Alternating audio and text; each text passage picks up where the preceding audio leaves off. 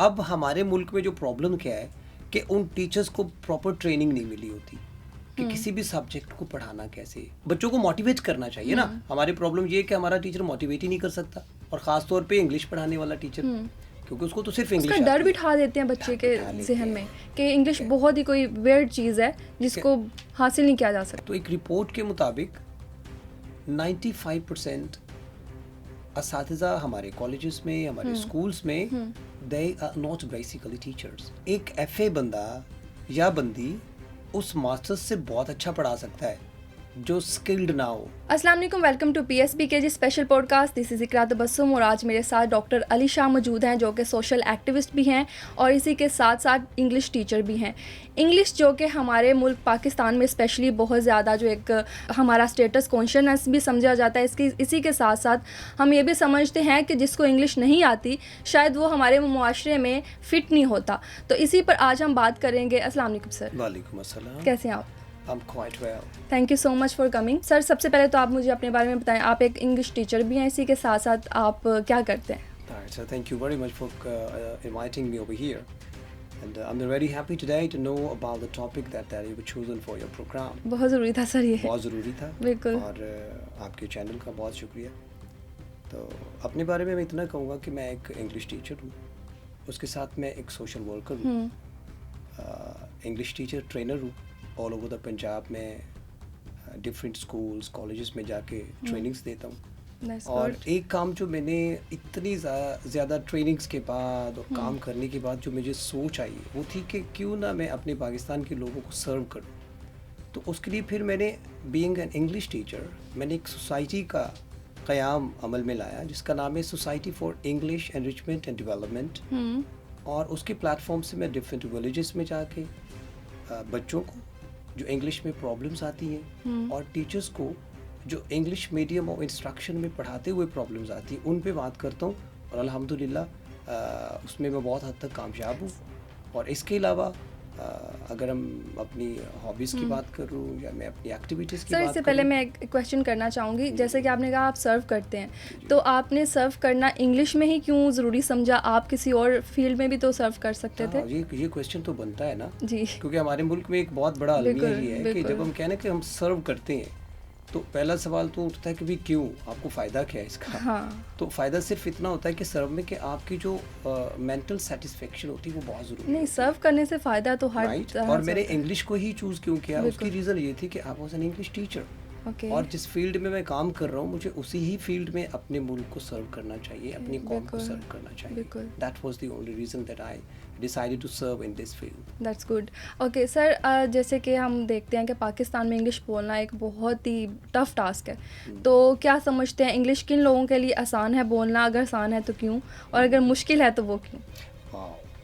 ये आपका सवाल नहीं है, ये पाकिस्तान की 80% जो कम्युनिटी है उसका ये सवाल है कि भाई ये क्या है, इंग्लिश है क्या? Actually English is not a, मैं एक वर्ड बोलने जा रहा हूँ बड़े मज़े का है। आपने सुना होगा पंजाबी में ना हवा। हवा, हवा कहा जाता है कि कोई डराने वाली शय, ऐसा कुछ नहीं है।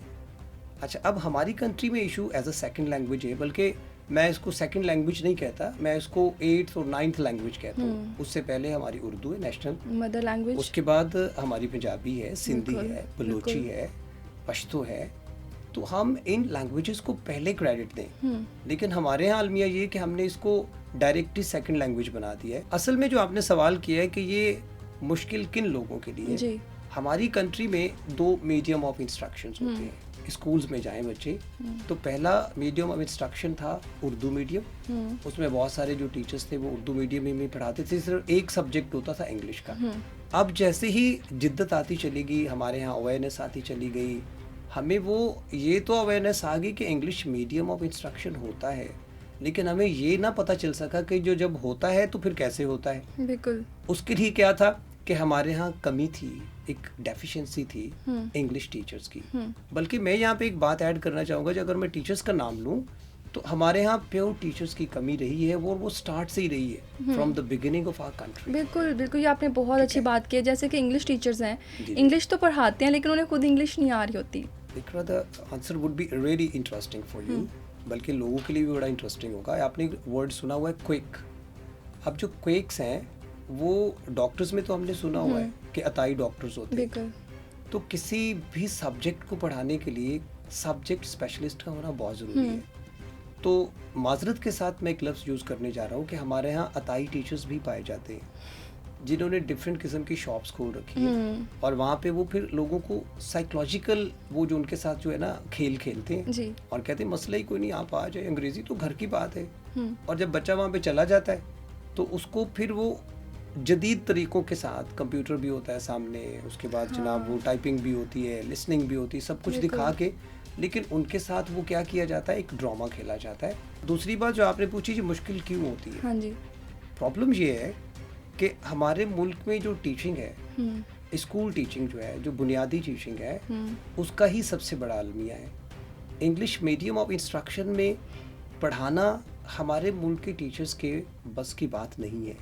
अब मेरे से हो सकता है बहुत सारे टीचर्स जो हैं वो इत्तेफाक ना करें, और मुमकिन है ये मेरा जो जुमला है मेरे बस किसी के बस की बात नहीं है, वो इतनी तनकीद का निशाना बन जाए कि बहुत सारे लोग जो वो मेरे खिलाफ एक महाज खड़ा कर दें, भाई ये क्या बात हुई। इनिशियल प्रॉब्लम हमारा ये है कि हमारे पास ट्रेन टीचर्स नहीं है। इंग्लिश पढ़ाने के लिए हमारे पास स्पेशल होने चाहिए लोग, बिल्कुल। और अगर उनकी स्पेशलाइजेशन नहीं है तो फिर हमारे यहाँ अलमिया ये होता है कि हम कहीं से भी कोई भी वो बंदा कि जिसको इंग्लिश अच्छी पढ़नी आ रही होती है, हम कहते हैं ये अच्छा पढ़ा सकता है, बिल्कुल। हालांकि ऐसा नहीं होता। मेरे इस 20 साल करियर में जो मैंने एज अ ट्रेनर किया काम, एज अ टीचर काम किया, तो एक रिपोर्ट के मुताबिक 95% असातिज़ा हमारे कॉलेजेस में, हमारे स्कूल्स में, they are not basically teachers. अब वो हैं क्या भाई, वो तो पढ़े लिखे लोग हैं, वो तो डिग्री होल्डर्स हैं। अब एक डिग्री होल्डर जो है वो टीचर नहीं बन सकता, और एक जो टीचर है, अब यहाँ पे एक और सवाल उठता है कि अच्छा भी तो फिर बगैर डिग्री के टीचर कौन सा होता है। हमारे मुल्क में एक डिग्री थी, बल्कि अब भी है, और वो है बीएड करने के बाद ऐसा होता है कि वो समझा जाता है कि इस बंदे को कुछ ना कुछ आएगा, तो उसको टीचर रख लिया जाता था। पुराने वक्तों में ये होता था कि वो एक पीटीसी होती थी, इस तरह के सीटी होती थी, उनको हमें टीचर रख लेना होता था। उसके बाद उनके पास वही होता था कि ट्रेनिंग नहीं होती थी, वो अपने एक अच्छे उस्ताद को फॉलो करते थे। आज भी ऐसा ही होता है कि जो हमारा अच्छा टीचर होता है, अगर हम एक्सीडेंटली टीचर बन जाएं तो हम उसको फॉलो कर रहे होते हैं कि हाँ भी हमारी वो टीचर, हमारा वो टीचर इस तरह पढ़ाता था, तो मैंने भी इस तरह पढ़ा। सर, ये तो आप बीएड की बात कर रहे हैं ना, मैंने ऐसे भी टीचर्स देखे हैं जिन्होंने मैट्रिक या एफए करके टीचिंग कर रहे होते हैं। भाई ऐसा है, अच्छा इसमें कोई मजायका नहीं है, कोई हर्ज नहीं है। सबसे पहले जो टीचिंग स्किल्स है वो आनी चाहिए। और आपने कहा एफए, एक एफए बंदा या बंदी उस मास्टर्स से बहुत अच्छा पढ़ा सकता है जो स्किल्ड ना हो, जिसके पास सिर्फ नॉलेज होता है। प्लेटो कहता है कि teacher is a doctor of mind, और साथ ही वो टीचर की क्वालिटीज बताता है कि टीचर्स की 3 इंपॉर्टेंट क्वालिटीज हैं। पहली क्वालिटी कि he should be a very good teller. अब मैं इसको दोबारा इसलिए कह रहा हूँ कि बहुत सारे इसको ठेला ही ना समझ लें, ठीक है, तो मैं कह रहा हूँ टेलर। अब इसको हम पाकिस्तानी लफ्ज़ों में कहेंगे तो टेलर कहेंगे, अच्छा बताने वाला होना चाहिए। दूसरा, ही should be a very good demonstrator, उससे बहुत अच्छा मुजाहिरा करना आना चाहिए। और तीसरी बात जो कही गई कि एक टीचर को बहुत अच्छा एक्टर होना चाहिए जी। तो अगर एफए वाला अच्छा एक्टर है तो एक एक्टर की बात हमें बहुत अच्छी तरह से याद रहती है कि अगर हम किसी अपने पसंदीदा एक्टर या एक्ट्रेस की मूवी देख रहे होते तो उसका एक एक डायलॉग हमें याद रहता है। अब ज़रूरी नहीं है कि वो एमए इंग्लिश करके या एमफिल इंग्लिश करके इंग्लिश का बहुत अच्छा टीचर बन जाए। ऐसे भी बहुत सारे लोग हैं जिन्होंने सिंपल बीए किया हुआ लेकिन वो बहुत अच्छी इंग्लिश बोलते हैं, बिल्कुल राइट, पढ़ाते बहुत अच्छी है, क्योंकि teaching is an art basically. अब हमारे मुल्क में जो प्रॉब्लम क्या है कि उन टीचर्स को प्रॉपर ट्रेनिंग नहीं मिली होती कि किसी भी सब्जेक्ट को पढ़ाना कैसे। मीडियम ऑफ इंस्ट्रक्शन है, उसका सिर्फ नाम लिखा होता है इंग्लिश मीडियम स्कूल। अब इंग्लिश मीडियम स्कूल में वो वाला माहौल, अब हम कहते हैं जी माहौल नहीं है, भाई माहौल किससे होगा? माहौल टीचर क्रिएट करता है, टीचर की क्वालिटी में होता है। इंग्लिश टीचर जो होता है वो माहौल बनाता है, लेकिन हमारा इंग्लिश टीचर क्या होता है, वो माहौल बनाता नहीं, वो सिर्फ अंग्रेज़ी सुनाता है। हाँ, और दूसरा जो बच्चे जो उन टीचर्स के अंडर पढ़ रहे होते हैं, मैंने देखा है कि वो इतने उनकी सेल्फ इस्टीम दब जाती है क्योंकि वो समझ रहे होते हैं कि शायद हम कोई एलियंस हैं जो हमें इंग्लिश नहीं आती। तो आप भी ऐसे कोई केसेस देखे ही होंगे क्योंकि इंग्लिश हमारा जो है स्टेटस बन चुका हुआ है। जो इंग्लिश बोल सकता है उन्हें समझा जाता है कि ये अच्छे स्टेटस का बंदा है, चाहे वो कैसा भी नॉलेज हो या ना हो। हमारे मुल्क में जिसको थोड़ी बहुत इंग्लिश आ जाए ना, तो कहते हैं ना वो शेर होता है। हाँ, अब उसको बाकी सारे लोग क्या लग रहे होते हैं, वो कमतर लग रहे होते हैं, वो सुपरियॉरिटी का शिकार होता है।